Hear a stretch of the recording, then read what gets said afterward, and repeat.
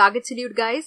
आज हम class 7 geography chapter 2 का पार्ट 3 करने जा रहे हैं, inside our earth.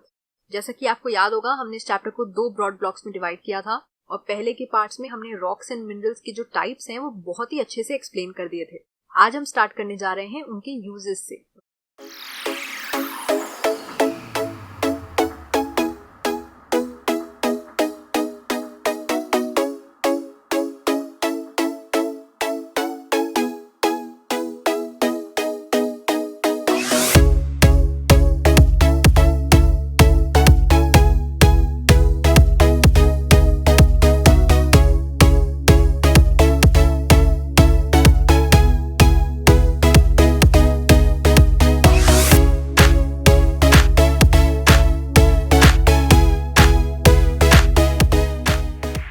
Rocks and minerals जो होते हैं वो बहुत ही ज्यादा यूजफुल होते हैं हमारे लिए। उनके बहुत सारे यूजेस होते हैं। जो हार्ड रॉक्स होते हैं उनको हम काफी जगह पे यूज करते हैं, जैसे कि रोड्स बनाने में या हाउसेज एंड बिल्डिंग्स बनाने में इन सब का यूज होता है। इनफैक्ट बचपन में आप काफी सारे ऐसे हो सकता है गेम्स भी खेलते हो जिसमें आप स्टोन को यूज करते हो। तो मतलब बड़ी बड़ी चीजों के लिए नहीं, हमारी छोटी छोटी खुशियों में भी ये प्रेजेंट है, जैसे कि पिट्ठू, स्टापू या किटकिट बोलते हैं उसको, या गिट्टी। ये सारे जो गेम्स हैं जिनको इंग्लिश में बहुत ही फैंसी नाम मिल जाते हैं, 7 स्टोन्स, हॉपस्कॉच, 5 स्टोन्स एक्सेट्रा, इन सब में भी बच्चे स्टोन्स यूज करते हैं। लेकिन उनको मालूम ही नहीं है कि नेचर ने कितने सारे प्रोसेसेस के थ्रू इन स्टोन्स को बनाया है, कितनी खूबसूरती से ये स्टोन्स बन के तैयार हुए हैं। रॉक्स के और भी बहुत यूजेस होते हैं, जैसे कि वर्ल्ड की कितनी सारी जो ब्यूटीफुल मॉन्यूमेंट्स हैं वो इन रॉक्स एंड मिनरल्स से बनी है। फॉर एग्जाम्पल जो रेड फोर्ट है वो रेड सैंडस्टोन से बना है। और हमने बात करी थी कि सैंडस्टोन कौन से टाइप का रॉक है, सेडिमेंट्री रॉक। याद है ना आपको? तो red fort actually sedimentary rock से बना है, विच इज रेड सैंडस्टोन। इसी तरह से ताजमहल जो है वो व्हाइट मार्बल से बना है। और मार्बल कौन सा रॉक होता है? मेटामॉर्फिक। सो अब जब ये चीजें मालूम पड़ रही हैं तो अब आप इन मॉन्यूमेंट्स को विजिट करोगे तो आपको एक एक्स्ट्रा नॉलेज होगी और आप इनको एक बेटर पर्सपेक्टिव से समझ पाओगे। अब हम आते हैं अपने नेक्स्ट टॉपिक पे, विच इज रॉक साइकिल। ये बहुत ज्यादा इंपॉर्टेंट है। रॉक साइकिल क्या होता है? जब एक टाइप का रॉक सर्टेन कंडीशंस के अंडर में किसी और रॉक में कन्वर्ट हो जाता है और ये एक साइकिल की तरह चलता रहता है, मतलब एक से दूसरा, दूसरे से तीसरा, इस तरह से ही चलता रहता है पैटर्न, उसको हम कहते हैं रॉक साइकिल। इस चीज को हम एक बहुत ही सिंपल मैनर में समझ लेते हैं, बिल्कुल भी कंफ्यूज होने की जरूरत नहीं। ठीक है, पूरी साइकिल हम यही आपके सामने बनाते हैं। सबसे पहले हमने आपको बताया था कि मोल्टन मैग्मा जो होता है, जो अर्थ के सरफेस के नीचे होता है, that is called magma, right? तो वो जो मोल्टन मैग्मा है, जब वो ठंडा हो जाता है तो वो सॉलिडिफाई करके क्या बनाता है? इग्नियस रॉक्स बनाता है।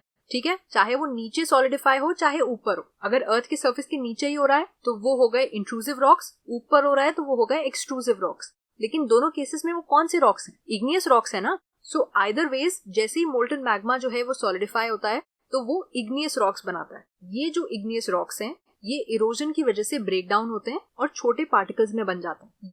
ये जो छोटे पार्टिकल्स हैं, जो सेडिमेंट्स हैं, ये ट्रांसपोर्ट होते हैं विंड और वाटर की वजह से और कहीं ना कहीं डिपॉजिट कर दिए जाते हैं, जिसकी वजह से बन जाते हैं सेडिमेंट्री रॉक्स। तो आप देखो, पहले अभी हम कहाँ तक पहुंच गए? मैग्मा से स्टार्ट किया था, इग्नियस रॉक्स बने, फिर इग्नियस रॉक्स से धीरे धीरे क्या बने? Sedimentary rocks. अब यहाँ पे एक बात याद रखिएगा कि जरूरी नहीं है कि सारे इग्नियस रॉक्स ही सेडिमेंट्री रॉक्स में बने। यहाँ पे हम सिर्फ रॉक की साइकिल समझ रहे हैं कि जनरली ऐसा होता है कि एक रॉक दूसरे रॉक में कन्वर्ट हो जाता है, और वो कैसे होता है हम वो समझ रहे हैं। But it is not necessary कि सारे जो सेडिमेंट्री रॉक्स हैं वो इग्नियस रॉक्स से ही बने।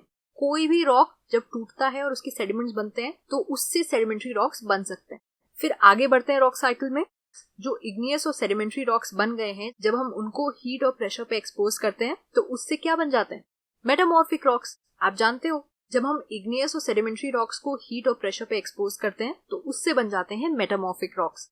तो जैसे कि हमने बात करी थी, जरूरी नहीं है कि सेडिमेंट्री रॉक जो है वो इग्नियस रॉक से ही बने। कोई भी रॉक के सेडिमेंट से आप सेडिमेंट्री रॉक्स बना सकते हो, लेकिन मेटामॉर्फिक रॉक्स सिर्फ इग्नियस और सेडिमेंट्री रॉक्स से ही बनते हैं। इग्नियस और सेडिमेंट्री रॉक्स जब चेंज होते हैं तब वो बनाते हैं मेटामॉर्फिक रॉक्स। तो यहाँ पे हमने शुरुआत करी थी मैग्मा से, उससे बना इग्नियस रॉक्स, फिर इग्नियस रॉक के सेडिमेंट से बन गए सेडिमेंट्री रॉक्स, और सेडिमेंट्री रॉक्स और इग्नियस रॉक्स को जब हीट और प्रेशर पे एक्सपोज किया गया तो उससे बन गए मेटामॉर्फिक रॉक्स। लेकिन जब हीट और प्रेशर रॉक्स पे पड़ता है जिसकी वजह से मेटामॉर्फिक रॉक्स बनते हैं, अगर वो हीट और प्रेशर पड़ना कंटिन्यू हो जाए, अगर metamorphic rocks are still expose to heat and pressure, तो मेटामॉर्फिक रॉक्स जो होते हैं वो मेल्ट हो जाते हैं और फिर से मैग्मा बना देते हैं। और ये जो मोल्टन मैग्मा है, अगर ये फिर से कूल डाउन हो जाए तो क्या बन जाएगा? इग्नियस रॉक बन जाएगा। तो आप समझ रहे हो, एक साइकिल बन गई। Molten magma leads to the formation of igneous rocks, जिसके ब्रेकडाउन होने पे बने सेडिमेंट्री रॉक्स। जब इग्नियस और सेडिमेंट्री रॉक्स पे हीट और प्रेशर डाला गया तो बन गए मेटामॉर्फिक रॉक्स। फिर मेटामॉर्फिक रॉक्स पे अगर हीट और प्रेशर बरकरार रहा, कंटिन्यू रहा, तो उतने हीट और प्रेशर की वजह से they will melt down again. वो फिर से मेल्ट होके क्या बना देंगे? Molten magma.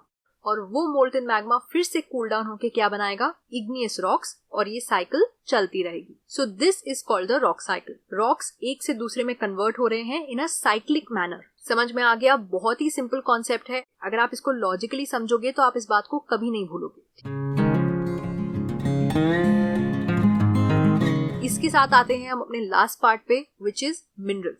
कि रॉक्स जो होते हैं, अगर आपको रॉक्स की डेफिनेशन याद होगी तो हमने पढ़ा था कि rocks are made up of different kinds of minerals. तो अभी तक हमने रॉक्स के बारे में इतनी सारी डिटेल्स पढ़ ली, लेकिन रॉक्स किस चीज से बनते हैं? वो एक्चुअली मिनरल्स से बनते हैं। So rocks are made up of different minerals. तो अब मिनरल्स क्या होते हैं? Minerals are naturally occurring substances which have certain physical properties and definite chemical compositions. Minerals जो होते हैं वो ऐसे substances होते हैं जो नेचर में naturally occur करते हैं। हम उनको नहीं बनाते हैं, नेचर उनको बनाता है। और उनकी कुछ खास physical properties होती हैं, जैसे कि उनका size, color, texture, कुछ certain physical properties होती हैं। और उनके कुछ फिक्स्ड केमिकल कॉम्पोजिशंस होते हैं। वो किन केमिकल्स को कंबाइन करके बन रहे हैं उसका एक फिक्स्ड प्रोपोर्शन होता है।